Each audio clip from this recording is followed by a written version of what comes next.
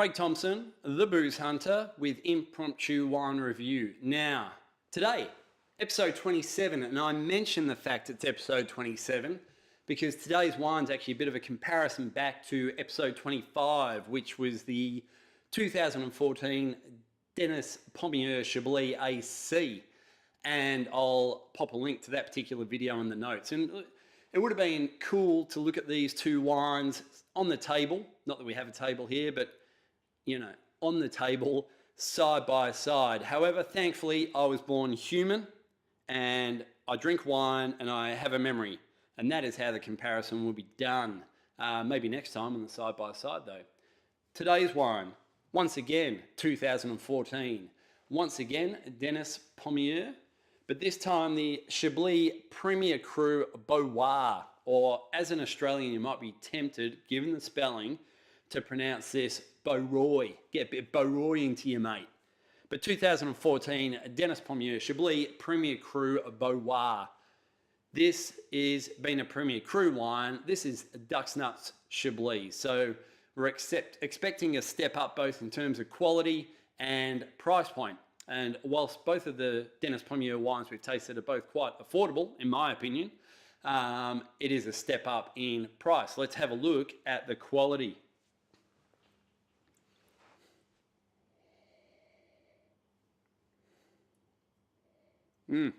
Look, first thing that's worth noting, this wine's been open for about an hour and a quarter, hour and a half, and it continues to evolve. So perhaps via my impromptu activities, I haven't actually managed to get this wine at its best.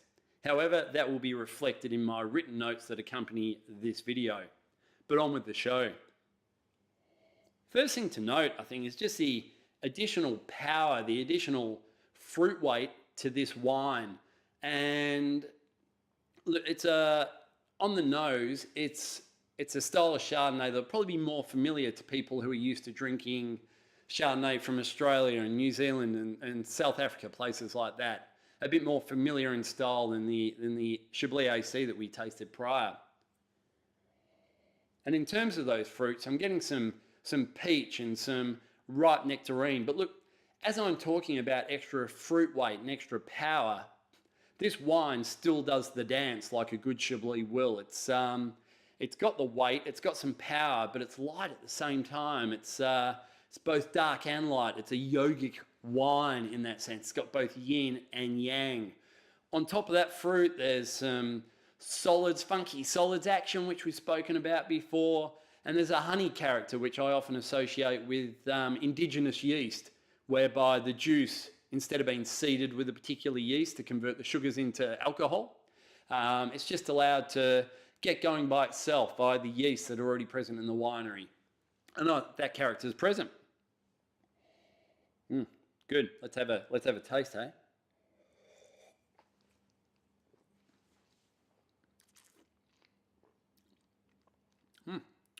Yeah, nice.